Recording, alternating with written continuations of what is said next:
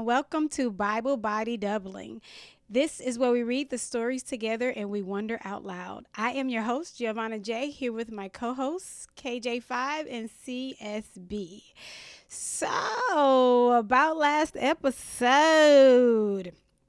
Last episode, we read 2 Samuel, chapter 5 through 10. And you know I like to gossip about the gospel, so let's gossip real quick. And then we're going to be reading today First Samuel. I'm sorry, no, we're not in First Samuel. Oh, I'm so sorry, guys. 2 Samuel. So last episode we read 2 Samuel chapter 5 through chapter 10, and this episode we are reading 2 Samuel chapter 11 through chapter 14. So we're going to talk a little bit about last episode. Let me turn. Okay, let's gossip a little bit. Let's gossip about the gospel. Oh, yes. It was a little juicy. Let me get situated. Okay, so chapter 5 is when David finally became king of Israel. Abner and them had passed away. Ishbosheth, who was the king of Israel, head got cut off, all the things. And now the elders talked to David. David smoothed them over a little bit. He gave them some gifts and whatnots and have-nots. And now he is king over all of Israel. And this is when we found out that okay, G, get it together, get a little too excited. This is when we found out that David was 30 years old. And, you know, I had my spiel last episode about that, his age. And then from there, David got him some more concubines and wives. So then we had where the Philistines tried to confront David. And then we had a situationship with the ark and one of the priest's sons. So basically, I keep using the word basically, but basically they was walking and they was returning the ark back to where it was supposed to be, because remember the ark got captured. So they were bringing the ark back where it needed to be. And I think the cow or something happened where there was a stumble about. And the guy went to, catch the ark. And God killed him for touching the ark. But he also said that he didn't have reverence. He said because he didn't have reverence for the ark. And the reverence could be he touched the ark, but nevertheless, he touched the ark and David got scared. King David got scared and was just like, leave the ark where it's at. So the ark was at this other person's house for like 3 months. It was in this other city and their house for like 2 to 3 months.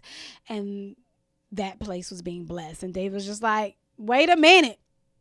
The ark belongs over here. So he got some priests together, and I don't want to try not to go all the way back. But when we finally read from Genesis all the way to Revelation, no matter how long it takes, we'll know why he had to do it a certain way. So the priest had to go and get the ark because that was the way that it has always supposed to have been. Then David does a prayer of thanksgiving, and then David goes and went over some more cities. And then we have here Mephibosheth. Mephibosheth also has a son, but Mephibosheth is Jonathan's child. And remember, Jonathan made David Jonathan made David make a covenant with him about not harming his family and all the different things. Like, make a covenant with me that when you come king, you'll show favor to my family. And so Mephibosheth is crippled. Remember, the nurse dropped him. But Mephibosheth still got a baby though. Okay, so anyway, David wanted to know, is there anybody in the house of Saul that he could bless? And so Mephibosheth was the person that he blessed, and Mephibosheth gets to sit at his table. So that's how he was able to kind of honor Jonathan. And so that was really sweet. And then he has another war, and that was pretty much it. I'm gonna say that was pretty much like the highlight of everything. And then God also made a covenant with David. Hold on, what happened? Oh, this was a juicy part. How could I forget this? Get it together, G. It was so sweet. It was just so sweet. He was thinking about his God. Because remember, I told you David don't play about his God. Oh, man, it was so much that happened. Hold on. I missed a whole bunch of stuff. Hold on. David makes a covenant with God. Well, God makes a covenant with David and said that his house he already said it was going to be established, but David wanted to build God a house. That's what it was. David wanted to build God a house. He was like, he was just thinking about him. Like, that's how personal God was for him. He was just thinking about him. He was like, I have a place to live. I want God to have a place to live. And he wanted to build him a temple. And he went to go ask the prophet first. And the prophet's like, whatever you want to do, go ahead and do it. Go ahead and build him a temple. But then he came back to him because God went and talked to the prophet. And it's like God was so touched. It was so sweet. Like, God was so touched. He was so touched that David thought about him. If y'all want to read that, it happened in chapter 7. It's a very,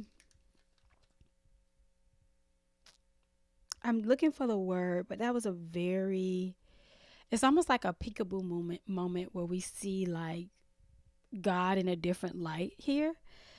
And I'm just like, you got feelings? God got feelings? Because he was just so impressed that David thought about him. And he said, nobody has ever thought about me, is what he basically told. Here go me in the word basically, but that's what he told David. Like, you thought of me? I didn't even tell you to think about me and you thought of me. So that was really sweet. And so David's going to make a house for the Lord, for his God. And we had trouble in the marriage. That's what we had. We had a little trouble in marriage. So you already know we had to wonder out loud about Michael. Okay. And we had a little trouble in the marriage. So they get into an altercation because David comes back home and Michael was waiting for him. And it said that she came outside. Ready. And they start to go at it. In my mind, they started to go at it, and then David came out the side of his face. What did he say to her? Okay, so this is what happened. He was dancing.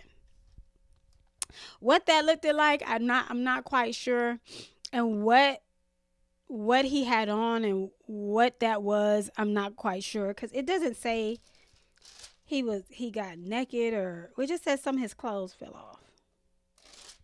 Let me go back to it. Oh, excuse me. I swallowed. That was a little loud. Where is it?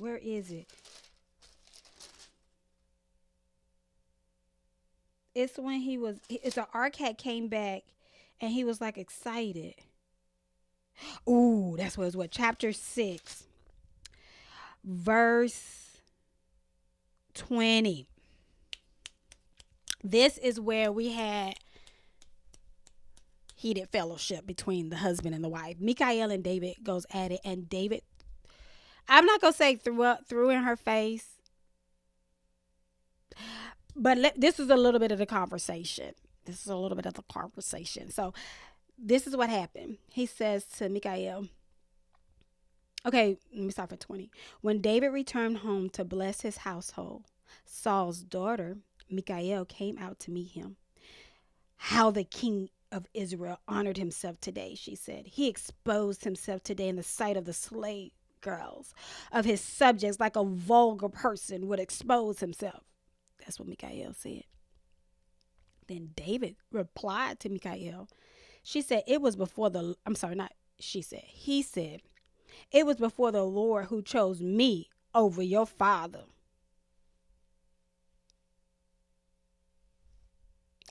And his whole house. Oh, sorry, that was my little word. And his whole family. to appoint me ruler of over the Lord's people Israel. I will dance before the Lord, and I will dishonor myself and humble myself even more. However, by the slave girls you spoke about, I will be honored. And Saul's daughter Michal had no child to the day of her death. And that's what I was talking about. It was straight heated. And dare I say, he threw it up in her face that he replaced her father and his house replaced her house.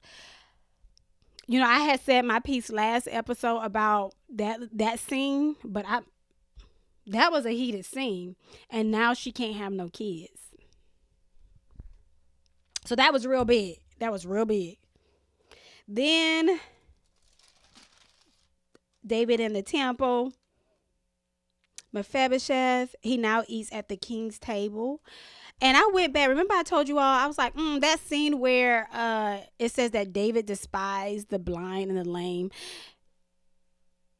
I don't know if he really despised the blind and the lame, or was that just like another punch because they got slick at the mouth with him when they was about to go and breach into another city. But I found it interesting that Mephibosheth is lame. And he's now sitting at his table. All right, and that concludes our recap from last episode. And every time David went to go fight for a war, he always go and ask God first. That's what else I noticed. And God would give him a different strategy every time. He'd say, go ahead, go up. He'd say, go ahead, go to this side of the mountain, or do this or do that. And so for him to be someone of just a great gift of war. And it says that when we read in 1 Samuel that when he was a lad, he was full of wisdom. For him to have all of these like giftings and know-how, like he always went to consult with God first before he did something. He has military strength now. He has financial gains. He is favored. The people love him. He has all the making to just, you've been through how many wars since you was a child? And yeah, you've won plenty of wars, and you still ask God, like, what do he think?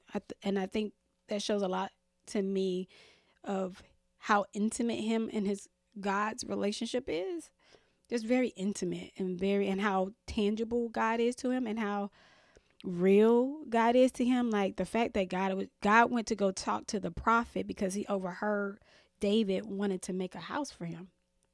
So then he goes talk to his prophet and he goes, hey, David wants to make a house for me. Like basically what he's saying is, that's so sweet.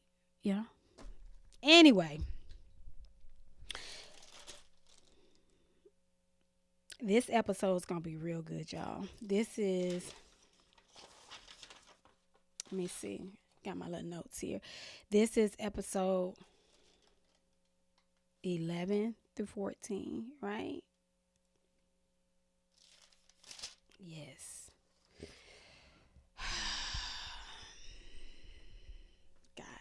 Guys, y'all ready for this episode? Okay, we're going to have to gossip. I may gossip a little bit about it when it's time to go, or I may just save it. I may save it for next episode. And so a lot. If we're into the story as we should be, a little emotion may fly right now. And we're going to gossip about it later. All right. Let's get into this good book.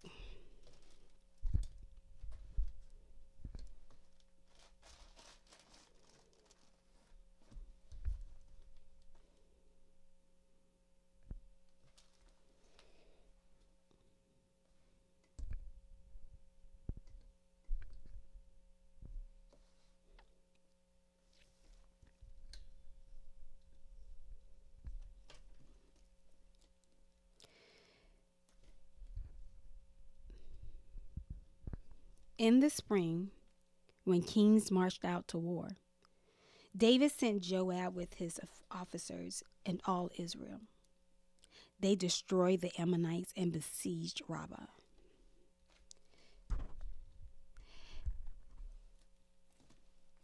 But David remained in Jerusalem. One evening, David got up from his bed and strolled around on the roof of the palace. From the roof, he saw a woman bathing, a very beautiful woman. So David sent someone to inquire about her. And he said, "Isn't this Bathsheba, daughter of Eliam and wife of Uriah the Hittite?" David sent messengers to her, and when she came to him, he slept with her.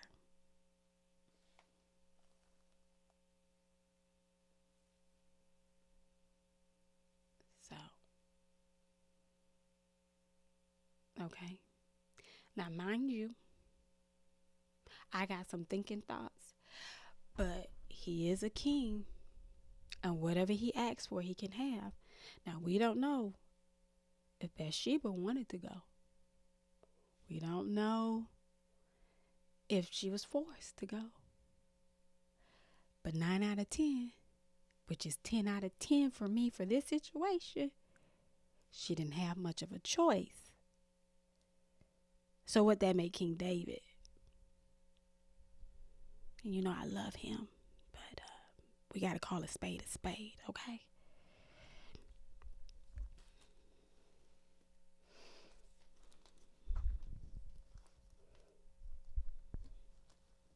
David sent messengers to her to get her. I'm just going to stop. David sent messengers to get her, and when she came to him, he slept with her. Now she had just been purifying herself from her uncleanliness. Afterward, she returned home. The woman conceived and sent word to inform David, "I am pregnant." David sent orders to Joab, "Send me Uriah the Hittite." So Joab sent Uriah to David. When Uriah came to him, David asked how Joab and the troops were doing and how the war was going. Then he said to Uriah, "Go down to your house and wash your feet." So Uriah left the palace, and a gift from the king followed him. But Uriah slept at the door of the palace with all his master's servants. He did not go down to his house. When it was reported to David, Uriah didn't go home. David questioned Uriah, "Haven't you just come from a journey? Why didn't you go home?" Uriah answered David, "The ark, Israel, and Judah are dwelling in tents, and my master Joab and his soldiers are camping in the open field. How can I enter my house to eat and drink and sleep with my wife? As surely as you live, and by your life, I will not do this." "Stay here today also," David said to Uriah, "and tomorrow I will send you back." So Uriah stayed in Jerusalem that day and the next. Then David invited Uriah to eat and drink with him, and David got him drunk. He went out in the evening to lie down on his cot with his master's servants, but he did not go home. Now, you know what they say when somebody drunk. Oh, I was about to put my hand on my ear and be like, what they say? I can't hear y'all. But you know what they say about somebody who's drunk. Like, drunk heart speak a sober mind. And the fact that he still didn't do anything, that means he kind of like meant what he said. And he was truly a man of honor and loyalty to the soldiers, to David, because even after being drunk, he was a man of conviction. You know what I mean?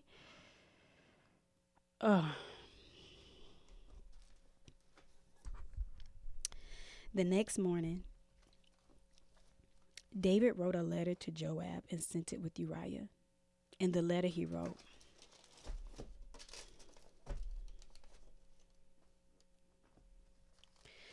"Put Uriah at the front of the fiercest fighting. then withdraw from him so that he is struck down and dies. When Joab was besieging. Okay, G, get it together. This is a very important scene. When Joab was besieging the city, he put Uriah in the place where he knew the best enemy soldiers were. Then the men of the city came out and attacked Joab. And some of the men from David's soldiers fell in battle. Uriah the Hittite also died. Joab sent someone to report to David all the details of the battle. He commanded the messengers, when you finish telling the king all the details of the battle, if the king's anger gets stirred up and he asks you, why did you get so close to the city to fight? Did you realize they would shoot from the top of the wall? At Tebez, who struck Ahimelech, son of Jerubasheth, didn't a woman drop an upper stone on him from the top of the wall so that he died? So right now he is recounting a last war. Okay. When we read Genesis to Revelation, we'll be done passed by this little war. Then say, your servant Uriah the Hittite is dead also. Then the messenger left. When he arrived, he reported to David all that Joab had sent him to tell. The messenger reported to David, the men gained the advantage over us and came out against us in the field, but we counterattacked right up to the entrance of the city gate. However, the archers shot down on your servants from the top of the wall, and some of the king's servants died. Your servant Uriah the Hittite is also dead. David told the messenger, say this to Joab. Don't let this matter upset you, because the sword devours all alike. Intensify your fight against the city and demolish it. Encourage him. When Uriah's wife heard that her husband Uriah had died, she mourned for him. Pause for the cause.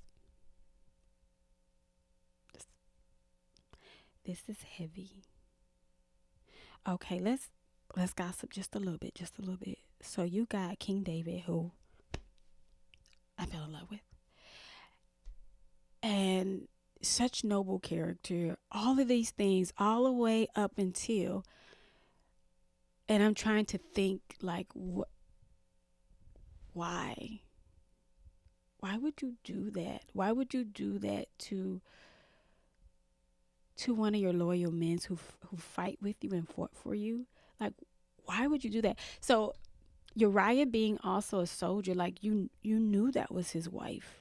You knew she was off limits. You knew the commandments of God. Like, you knew this. You were tight with your soldiers. And we seen earlier, let me not even get, and I'm just like, what were you thinking? Huh? What were you thinking?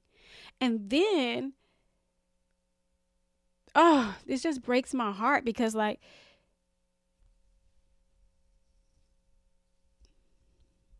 so it was just so forced. Like, it didn't happen the first time. He didn't go into his wife. Then it was like the second time. Then did you not go and be like, oh my gosh, like, I need to stop. This is too much. Like, I'm let me just own it. And I'm like, just own it. And how, like, it's just like, it escalated so quickly to murder. First of all, I'm going to say it. Like, first of all, rape. That's me watching this scene. That's what it looked like, smelled like, sound like to me when I watched this scene. It sound like rape. It sound like abuse of authority. And I'm just so disappointed in this character right now. Like, who's a real person. I was like, I'm just trying to figure out. You've been through so much already, David. Like, you've been through so much, and you can have whatever you want. And I was just like, and then and there's so many women out there. You can have any woman you want from any jurisdiction, but you took one of your boys' girls, You could have any woman. And then I'm so curious because we when we read it we only get sentence by sentence, but I want to know was he scared?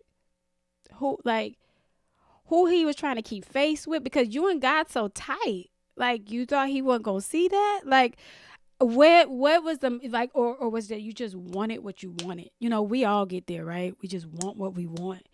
And I'm just like, and then that girl, Bathsheba, I'm like,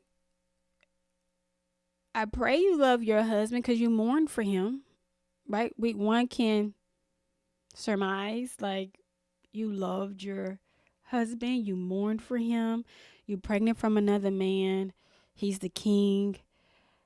You know me, I'm all about the emotions. What was she feeling? And then so you've already, and if it was forced upon you, and you was forced to have sex with him, now you have his baby. It's this thing where, like, just because he king don't mean you want his baby. Like, she's still a woman. She's still a regular person. She's a human being. She has rights to emotions. Just because it's a holy book, like, these are real people. And then your man is dead. So right? Because you didn't have a choice. And, it's debatable. But from what I just read, it sounds like rape to me. And then you are pregnant. So even if you're like disgusted by it, you got to carry the child. And then your husband's dead. I would love to know David's stepping stones to murder. Like, that's just like, it's plotted, it's planning. You keep plotting, you kept plotting, you kept plotting, you kept plotting till you was consumed, and then you murdered this man. And the plot thickens.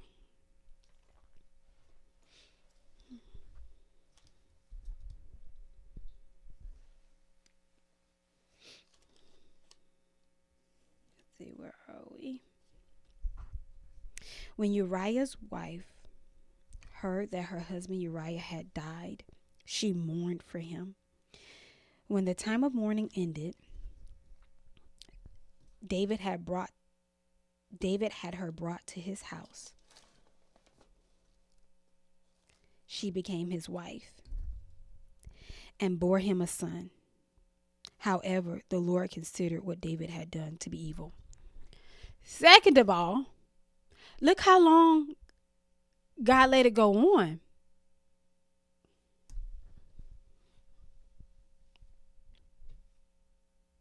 Look how long he let it go on.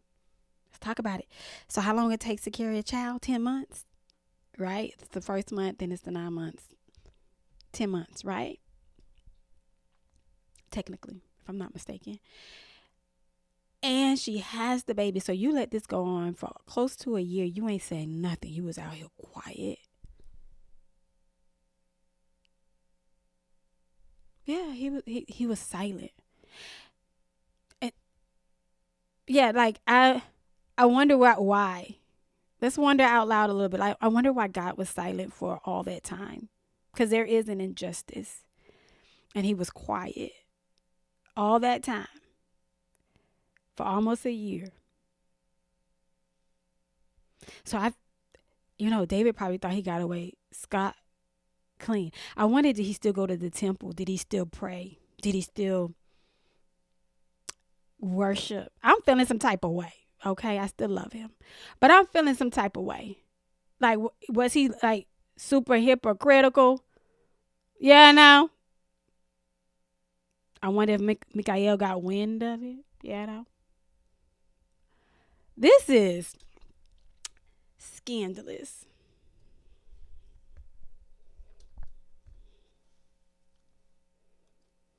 So the Lord sent Nathan to David. When he arrived, he said to him, There were two men in a certain city, one rich and the other poor. The rich man had very large flocks and herds, but the poor man had nothing except one small ewe lamb that he had bought. He raised her, and she grew up with him and with his children.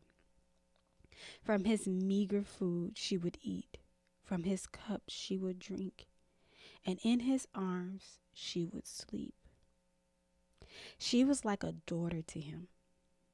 Now, a traveler came to the rich man, but the rich man could not bring himself to take one of his own sheep or cattle to prepare for the traveler who had come to him. Instead, he took the poor man's lamb and prepared it for his guest. David was infuriated with the man and said to Nathan, "As the Lord lives, the man who did this deserves to die, because he has done this thing and shown no pity. He must pay 4 lambs for that lamb." Nathan replied to David, "You are the man. This is what the Lord God of Israel says. I anointed you king over Israel, and I rescued you from Saul. I gave your master's house to you, and your master's wives into your arms. And I gave you the house of Israel and Judah, and if that was not enough, I would have given you even more. Why then have you despised the Lord's command by doing what I consider evil? You struck down Uriah the Hittite with the sword and took his wife as your own wife. You murdered him with the Ammonite's sword." Oh my God. Now therefore. Oh, sorry guys. Now therefore, the sword would never leave your house, because you despised me and took the wife of Uriah the Hittite to be your own wife. This is what the Lord says. I am going to bring disaster on you from your own family. I will take your wives and give them to another before your very eyes, and he will sleep with them in broad daylight. You acted in secret, but I will do this before all Israel in broad daylight." David responded to Nathan, "I have sinned against the Lord." Then Nathan replied to David, "And the Lord has taken away your sin. You will not die. However, because you treated the Lord with such contempt in this matter, the son born to you will die." Then Nathan went home. The Lord struck the baby that Uriah's wife had born to David, and he became deathly ill. David pleaded with God for the boy. He fasted, went home, and spent the night lying on the ground. The elders of his house stood beside him to get him up from the ground, but he was unwilling and would not eat anything with them. On the 7th day, the baby died. But David's servants were afraid to tell him But David's servants were afraid to tell him the baby was dead. They said, "Look, while the baby was alive, we spoke to him and he would listen to us. So how can we tell him the baby is dead? He may do something desperate." When David saw that his servants were whispering to each other, he guessed that the baby was dead. So he asked his servant, "Is the baby dead?" He is dead," they replied. Then David got up from the ground. He washed, anointed himself, changed his clothes, went to the Lord's house, and worshipped. Then he went home and requested something to eat. So they served him food, and he ate. His servant asked him, "Why have you done this? While the baby was alive, you fasted and wept, but when he died, you got up and ate food?" He answered, "While the baby was alive, I fasted and wept because I thought, who knows? The Lord may be gracious to me and let him live. But now that he's dead, why should I fast? Can I bring him back again? I'll go to him, but he will never return to me." Yeah, this is emotional, girl. This is emotional, girl. Oh my God, this is too much for TV. Then David comforted his wife Bathsheba. Oh, Bathsheba. Now she lost her baby. She's the only, but we don't know the whole story all the way. I wasn't there, and neither were you. Neither were you. But from what we were reading, she's the only innocent one. Oh, poor Bathsheba. She lost her husband. She lost her baby. And she had to have sex with the king.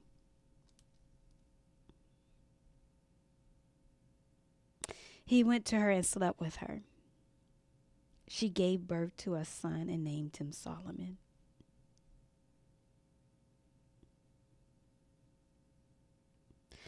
The Lord loved him, and he sent a message through the prophet Nathan, who named him Jedediah, because of the Lord.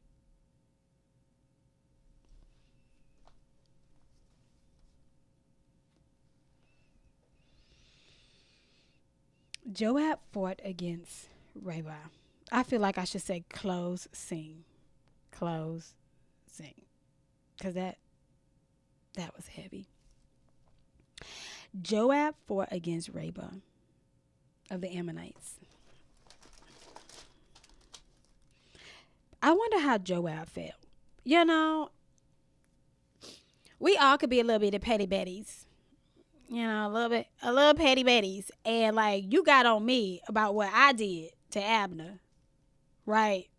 I'm just saying, like, you got on me about how I felt about what I did to Abner. But here you go. You did, if I was Joab, like, you did way more than me. You know what I mean? Like, where they do that at? I wonder if Joab then felt justified. Was he angry because he is cursed? David cursed him. But like, how did he feel about the situation? Joab fought against Rabbah of the Ammonites and captured the royal fortress. Then Joab sent messengers to David to say, I have fought against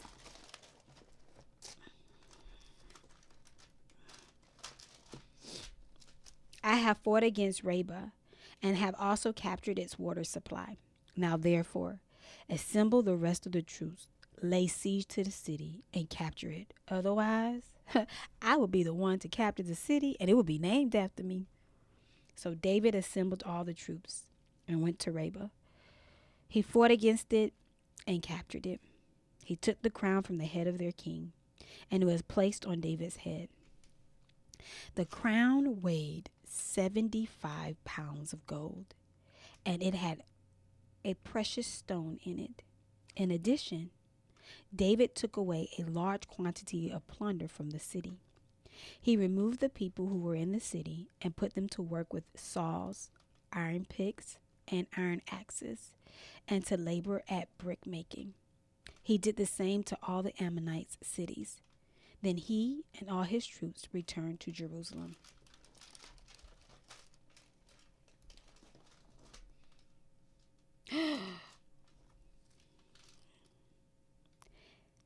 Some time passed. David's son Absalom had a beautiful sister named Tamar. And David's son Ammon was infatuated with her. Oh no, that's not Ammon, that's Amnon. Amnon. Amnon was frustrated to the point of making himself sick.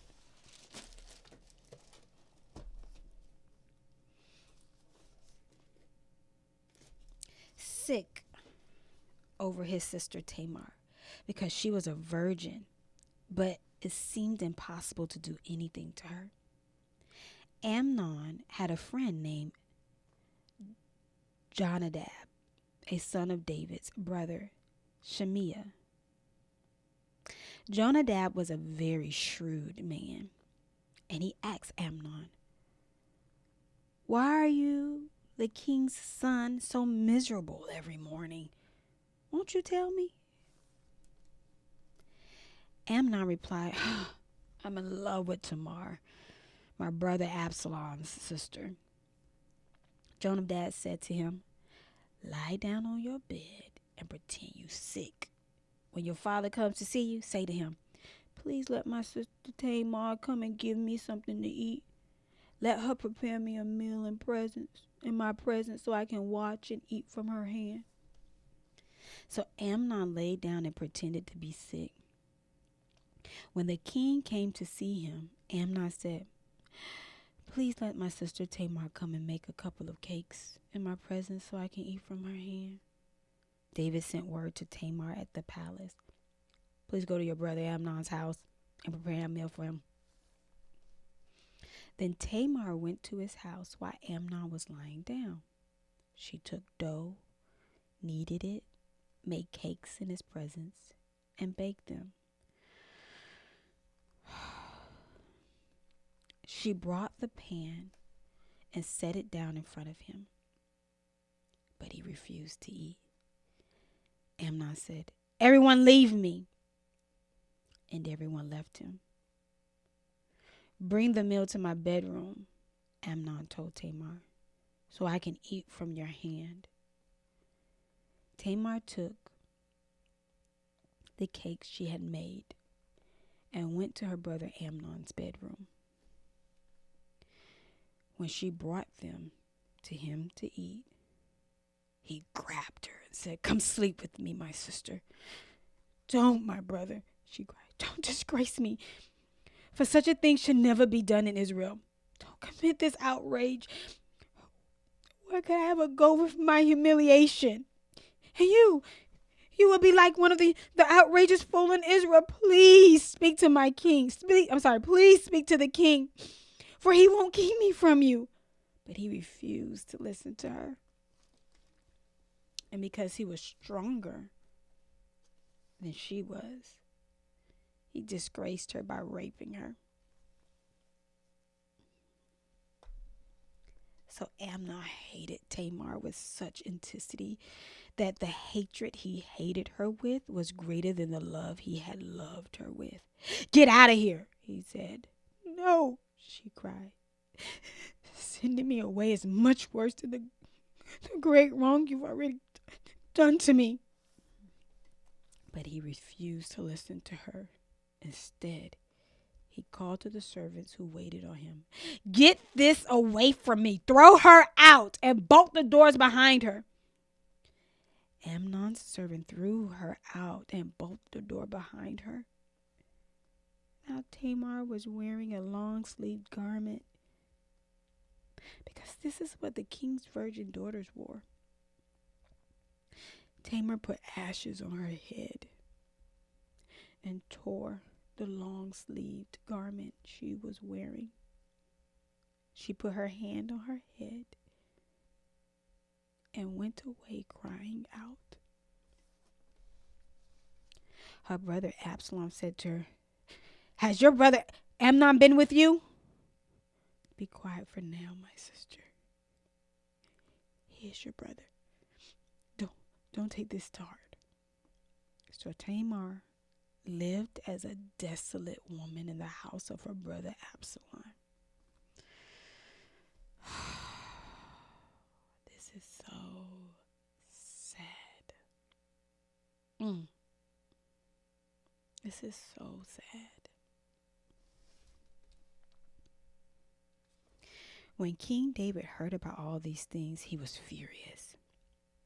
Absalom didn't say anything to Amnon, either good or bad, because he hated Amnon since he disgraced his sister Tamar. Wait a minute, sir. When King David heard about all these things, he was furious. That's it.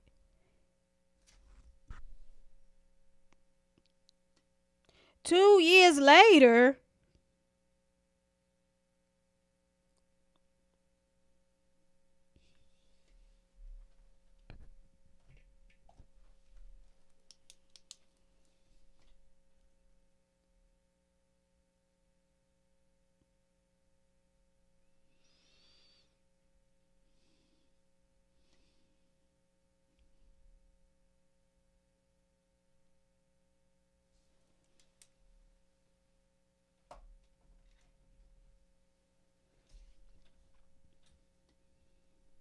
2 years later, Absalom's sheep shearers were at Baal Hazar near Ephraim.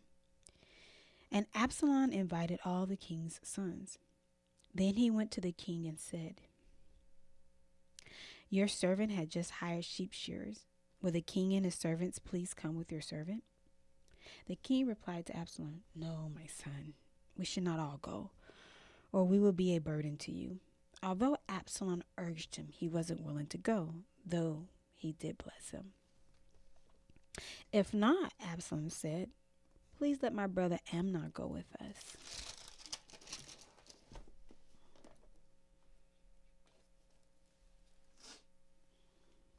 The king asked him, Why should he go with you?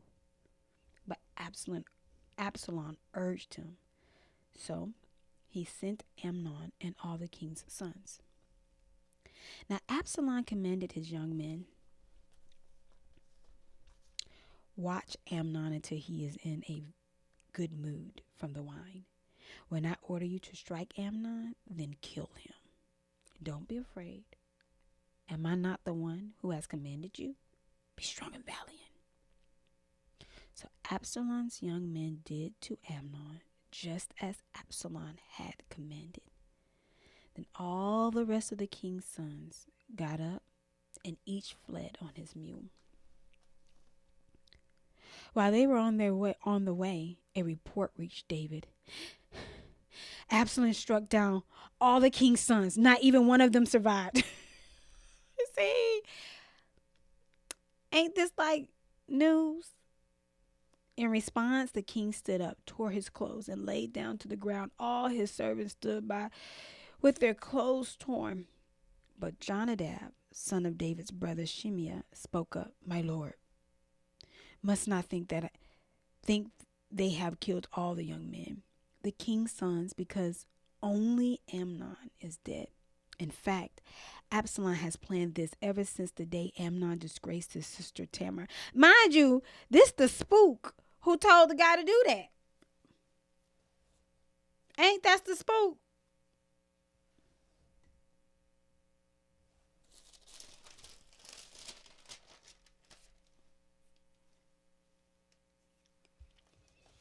Yep. Jonadab. He's the one gave him the idea in the first place. Now he want to come up. He's just a little snitch. I don't like him. I'm so upset. This is too much for TV.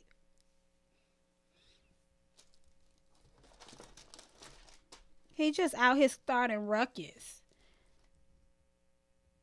I digress. But Jonadab, son of David's brother Shimei, spoke up. My lord must not think that they have killed all the young men, the king's sons, because only Amnon is dead. In fact, Absalom had planned this ever since the day Amnon disgraced his sister Tamar. So now, my lord the king, don't take seriously the report that says all the king's sons are dead. Only Amnon is dead.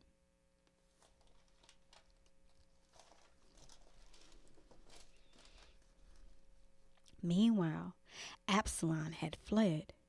When the young men who were standing watch looked up, there were many people coming from the road west of him from the side of the mountain. Jonadab said to the king, "Look, the king's sons have come. It's exactly like your servant said." Just as he finished speaking, the king's sons entered and wept loudly. Then the king and all his servants also wept very bitterly. But Absalom fled and went to Talmah, son of son of Ammihud, king of Jeshir. And David mourned for his son every day. After Absalom had fled to Jeshir and had been there 3 years, King David longed to go to Absalom, for David had finished grieving over Amnon's death.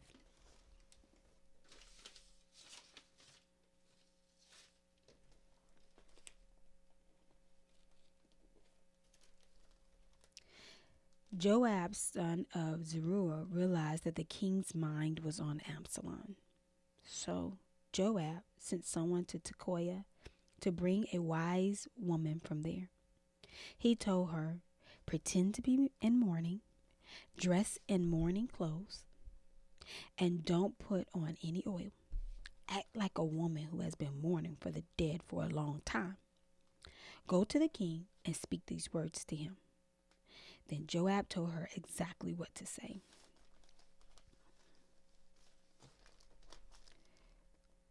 When the woman from Tekoa came to the king, she fell face down to the ground, paid homage, and said, "Help me, your majesty." "What's the matter?" the king asked her. "Sadly, I am a widow. My husband died," she said. "Your servant had 2 sons. They were fighting in the fields with no one to separate them, and one struck the other and killed him. Now the whole clan has risen up against your servant and said, 'Hand over the one who killed his brother so we may put him to death for the life of the brother he murdered. We will eliminate the heir. They would extinguish my one remaining ember by not preserving my husband's name or posterity on earth.'" The king told the woman, "Go home. I will issue a command on your behalf." Then the woman of Tekoa said to the king, "My lord the king, may any blame be on me and my father's family, and may the king and his throne be innocent." "Whoever speaks to you," the king said, "bring him to me. He will not trouble you again." She replied, "Please, may the king invoke the Lord your God, so that the avenger of blood will not increase the loss, and they will not eliminate my son." "As the Lord lives," he vowed, "not a hair of your son will fall to the ground." Then the woman said, "Please, may your servant speak a word to my lord the king." "Speak," he replied. The woman asked, "Why have you devised something similar against the people of God?" When the king spoke as he did about this matter, he has pronounced his own guilt. The king has not brought back his own banished one. We will certainly die and be like water poured out on the ground, which can't be recovered. But God will not take away a life. He will devise plans so that the one banished from him does not remain banished. Now therefore, I come to present this matter to my lord the king, because the people have made me afraid. Your servant thought, I must speak to the king. Perhaps the king will grant his servant's request. The king will surely listen in order to keep his servant from the grasp of this man who would eliminate both me and my son from God's inheritance. Your servant thought, may the word of my lord the king bring relief, for my lord the king is able to discern the good and bad like the angel of God. May the Lord your God be with you."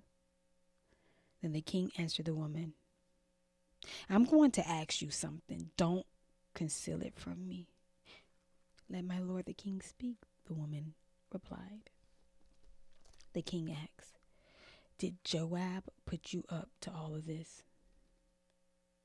The woman answered, As you live, my lord the king, no one can turn to the right or left from all my lord the king says. Yes, your servant Joab is the one who gave orders to me.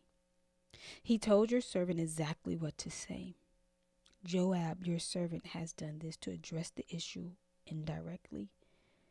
But my Lord has wisdom like the wisdom of the angel of God, knowing everything on earth.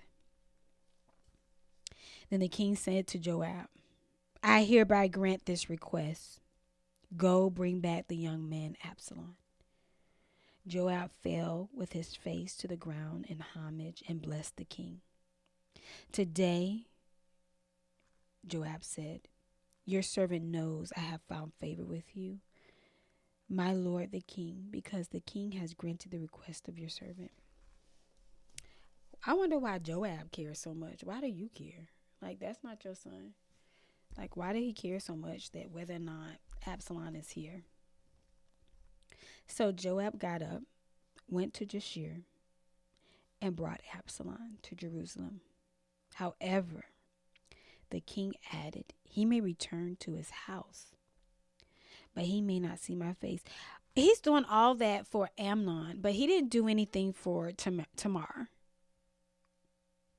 You know what I mean? No justice for Tamar.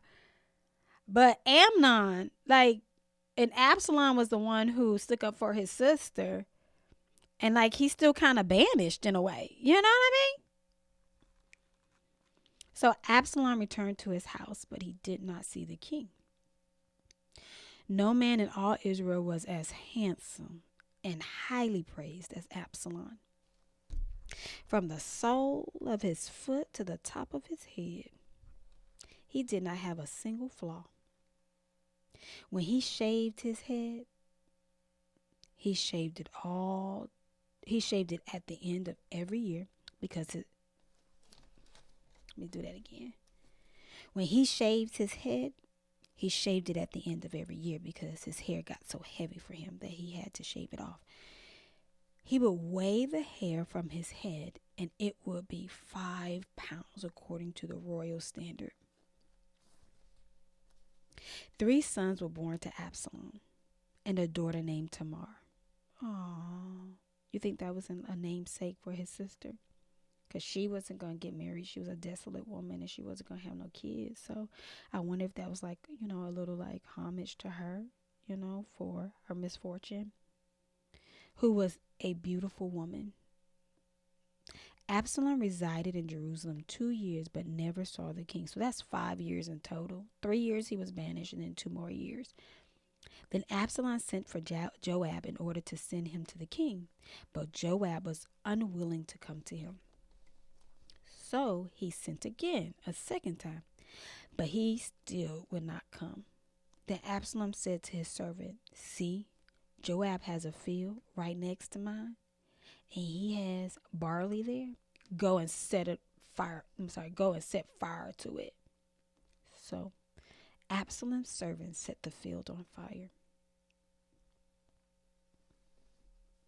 Then Joab came to Absalom's house and demanded, Why did your servant set my field on fire?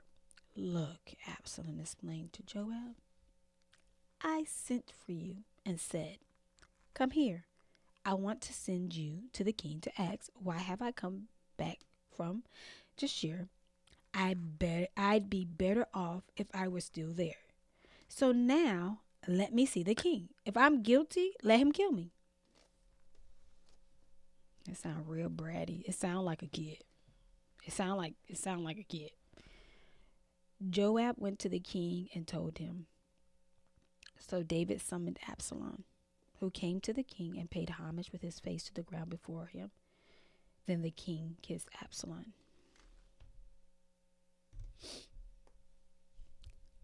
close scene.